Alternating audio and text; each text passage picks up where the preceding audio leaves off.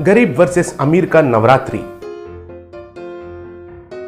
कीर्तिपुरा के गांव में संजीव राय और उर्मिला कहकर एक धनवान परिवार रहते थे। उनके घर के सामने सौरव और पिंकी कुमारी कहकर एक गरीब परिवार रहते थे। एक बार जब संजीव और उर्मिला बाहर जा रहे थे, तब सामने आया सौरभ को देखकर, रे सौरभ, तुम्हें अकल है कि नहीं? सुबह कहकर हम बाहर निकले तो तुम्हारे दरिंदर चेहरा लेकर हमारे सामने क्यों आए हो? मुझे माफ कीजिए सर, आप बाहर जाएंगे कहकर मुझे पता नहीं था। तब पिंकी कुमारी आकर, क्यों आप उनको क्यों सॉरी बोल रहे हो? ये रोड क्या उनके बाप ने बनवाया या फिर उनके दादा ने बनवाया है? ये रोड सबका है। आगे कभी मेरे पति के बारे में उल्टा सीधा बोला तो मैं चुप नहीं रहूंगी। क्या रे, तेरी आवाज उठ रही है? कल तक हमारे घर में काम करने वाली नौकरानी आज अपना मुंह चला रही है। हाँ, इतना अच्छा काम कराया है। घर के जेवर मायके बेचकर पूरे चोरी का इल्जाम मेरे ऊपर लगाया है। पुलिस ने आके खोली थी आपकी पोल। सुनिए जी, ऐसे नीच गरीबों के साथ हम बात करेंगे तो हमारी ही इज्जत निकल जाएगी। गाड़ी निकालिए पहले। तब वे लोग उधर से कार में चले गए। पिंकी, इस बार नवरात्रि आने वाला है, हाथ में पैसे तो नहीं है, इस साल त्योहार नहीं मनाते हैं। क्या रोकना है? करना ही है। माता रानी ने हमसे कोई करोड़ों रुपए या फिर जेवर तो नहीं मांगे ना। कुछ नहीं है तो पानी में तुलसी का पत्ता डालकर वही भेंट करूंगी माता को। बाद में कुछ दिनों के बाद संजीव से उर्मिला, सुनिए जी, इस बार नवरात्र करने हैं या फिर कोई ट्रिप पे चले? मुझे भी कहीं बाहर ट्रिप पर जाना है तुम्हारे साथ, लेकिन मेरी माँ को पता चल गया तो वो हल्ला मचा देती है जैसे कि हम कुछ पाप करने वाले हैं। ये सासू माँ भी ना मेरे लाइफ को एंजॉय नहीं करने देती है। जब देखो पैसे खर्च मत करो, आगे के लिए बचा के रखो, यही बोलती रहती है। 1 करोड़ का नेकलेस लेने के लिए भी डर रही हूँ आजकल। जब भी देखो हमेशा बोलती रहती है सुंदर सा मंदिर बनवाना है, अच्छे से त्योहार मनाना है, अच्छे से पकवान बनाने हैं, बस यही बोलती रहती है। ऊपर से ही नवरात्रियों में खाना बनाना, पकवान बनाना, उफ कितना सरदर्द है। मुझसे नहीं होगा जी। देखो, तुम्हें क्या क्या चाहिए सब कुछ ऑनलाइन में ऑर्डर रख देना। पूजा तो तुम खुद उठकर करो, मुझे सुबह सुबह मत उठाना, समझ में आया? कहकर चला गया। बाद में पिंकी कुमारी उनके सामर्थ्य के हिसाब से नवरात्रि का पूजा शुरू किया। पूजा में उनके बेटी और पति बैठ गए।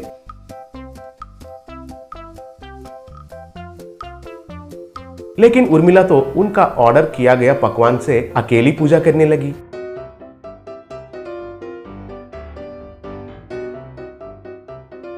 अब पिंकी कुमारी से उनकी बेटी दुर्गा, माँ, हम हमेशा से पूजा करते आ रहे हैं लेकिन फिर भी इसी झोपड़ी में क्यों रह रहे हैं? उस उर्मिला आंटी को देखो, वो तो बिल्कुल कुछ करती ही नहीं है, फिर भी इतने बड़े बंगला में रहते हैं। माता रानी को हम पसंद नहीं है क्या? देखो बेटी, हमारे अच्छे कर्मों का फल हमारे बच्चों को मिलता है। जैसे उर्मिला आंटी के माता पिता, वो भी गरीब ही थे, वो भी हमारी तरह बहुत पूजा करते थे माता रानी का, इसीलिए वो इतने बड़े घर की बहू बनी है। इसका मतलब अगर उर्मिला आंटी पूजा नहीं करेगी तो उनके बच्चों के लिए पैसे नहीं रहेंगे? भगवान सिर्फ हमारे पूजा ही नहीं, हमारे अच्छे कर्मों को भी पसंद करते हैं। उन कर्मों से भी जो हम मांगते हैं वो हमें वो देते हैं। फिर तुम्हें और बाबा को कई दिनों से मंदिर बनाने की इच्छा है ना, वो पूरी क्यों नहीं हो रही है? भगवान हमारे जैसे गरीबों से मंदिर नहीं बनवाते हैं क्या? वो तो हमारी आशा है। अब तक तो भगवान से नहीं मांगे हैं, सबका समय आना चाहिए ना, तब हम जरूर मंदिर बना सकते हैं। ऐसा है क्या? तो मैं अभी इच्छा करती हूँ। ओ देवी माता, तुम मेरे माता पिता के हाथों से अपने लिए एक मंदिर बनवाओ, प्लीज प्लीज। अब 9 दिन के बाद नवरात्रि का पूजा खत्म हो गया।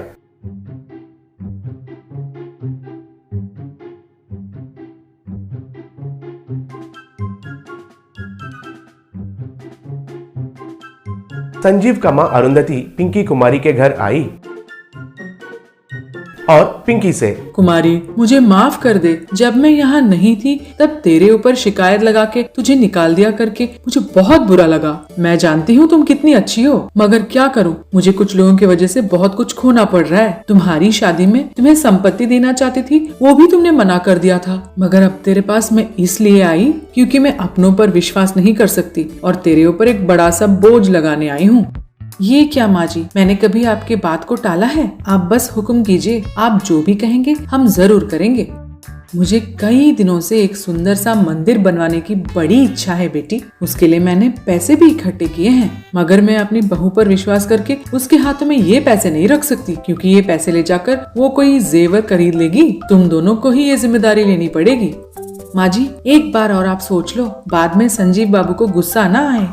मेरा नाम मत लेना, तुम लोग ही मंदिर बनवा रहे हो कहकर बोल दो। अगर कोई आके तुमसे और कुछ पूछेगा तो मैं देख लूंगी। नानी, क्या तुम ये बात जानती हो? मैं हर दिन माता रानी से प्रार्थना कर रही हूँ कि मेरे मम्मी पापा उनके लिए एक बड़ा सा मंदिर बनाएं। देखो, तुम आकर हम ही से बोल रहे हो कि मंदिर बनाओ। बल्ले बल्ले। पिंकी कुमारी, तेरी बेटी सच में तेरे जैसी है, एकदम तेरे जैसे ही बोलती है। बाद में अरुंधति के दिए हुए पैसों से सौरभ और पिंकी कुमारी एक अच्छा सा मंदिर का निर्माण किए और अच्छा नाम भी कमाए।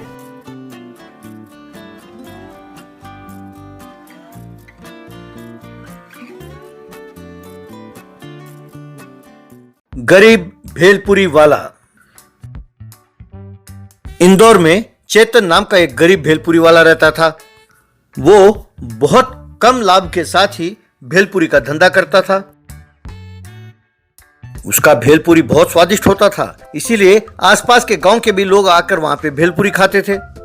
एक दिन भेलपुरी बेचते हुए चेतन, आओ भाई आओ, भेलपुरी खाओ, चटपटा मजेदार भेलपुरी खाओ, मजेदार मुरमुरे, फलियां, नींबू निचोड़ कर करारे भेलपुरी खाओ भैया खाओ, ऐसे बोलने लगा। तो ये देखकर उसकी पत्नी नीलम, अरे गले फाड़ के क्यों चिल्ला रहे हो? थोड़े देर रुको, यूं सस्ता भेलपुरी खाने के लिए लोग आके टूट पड़ेंगे तुम पर। ए नीलू, ये क्या बात कर रही हो? कस्टमर्स भगवान के रूप होते हैं, हमारा जीवन उन पर आधारित है। बस तुम रहने दो, कितनी बार कह चुकी हूँ कि दाम बढ़ाओ। इस दाम में तो हमारा गुजारा नहीं हो सकता, पर तुम हो कि दाम ही नहीं बढ़ाते। क्या करूँ, सब मेरा किस्मत है।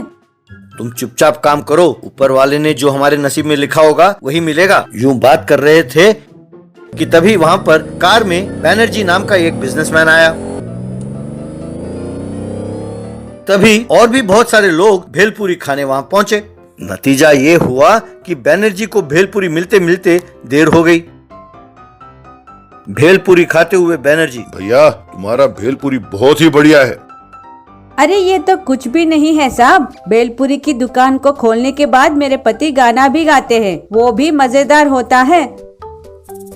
लगता है कि तुम्हारी पत्नी तुम्हें भस्म कर डालेगी, इतनी नाराज है। ये मुझसे इसलिए नाराज है कि मैं भेलपुरी केवल 10 रुपए में बेचता हूँ, इसीलिए ऐसे ताने मारती रहती है। आप इसकी परवाह ना करें।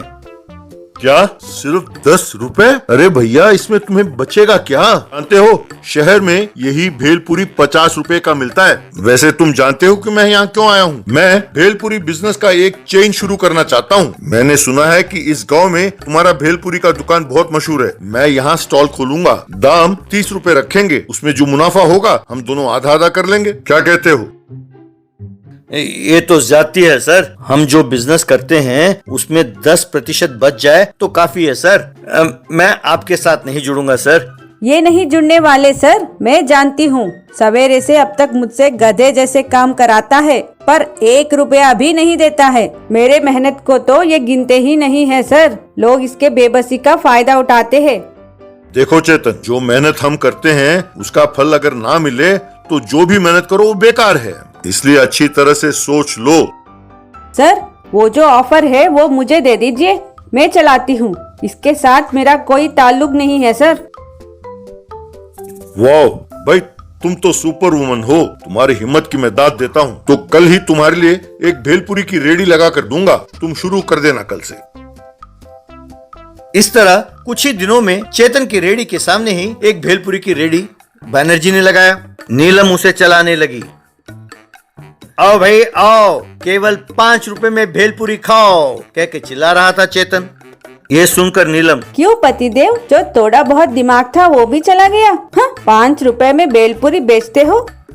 तुम मुंह बंद रखो। तुम जैसे पति को धोखा देने वाली को मैंने कभी नहीं देखा। मेरा यदि दिमाग सटक गया तो मैं 5 रुपए में तो क्या, मुफ्त में ही भेलपुरी दे दूंगा लोगों को।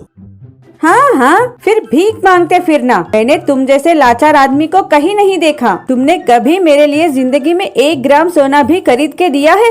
हाँ, नामाकुल। इन दोनों की लड़ाई सुनते हुए लोग चेतन और नीलम की दुकान के पास गए।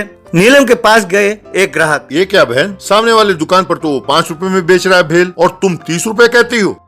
तो वही जाइए ना सर। देखिए सर, एक प्लेट भेलपुरी बनाने के लिए मैं 20 रुपए खर्च करती हूँ और अगर वो 5 रुपए में बेच रहा है या तो वो पागल है या वो कोई घटिया माल बेच रहा है सर। तो आप ही तय कर लीजिए आपको कहाँ जाना है। अच्छा ये बात है भाई, तब तो मैं उसके पास कभी ना जाऊं। कहकर इस बात को सारे गांव में फैला दिया। इस तरह सब लोगों ने चेतन के पास जाना बंद कर दिया। नतीजा ये हुआ कि कुछ ही दिनों में चेतन को अपना धंधा बंद करना पड़ा।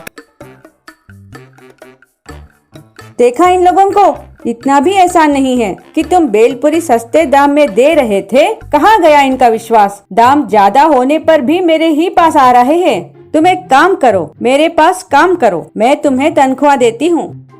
लाचार होकर चेतन को अपने पत्नी के दुकान पर काम करना पड़ा। उसे काम करते हुए देखकर नीलम अपने मन में, अगर इसे पता चल गया कि बनर्जी मेरा ही दोस्त है तो पता नहीं ये क्या कर बैठे। अगर इसे पता चल गया ये भेलपुरी दुकान भी मैंने जानबूझकर इसके भलाई के लिए रखा है, बस शायद ये मुझ पर नाराज हो जाए। ना बाबा ना, कुछ दिनों के लिए अपने ही पास काम पे लगा देते हैं इसे, यही ठीक है, वरना इस भेलपुरी को भी सस्ते में बेचने का प्लान करेगा ये। अब लोग नीलम के पास आकर 30 रुपए में भेलपुरी खा रहे थे।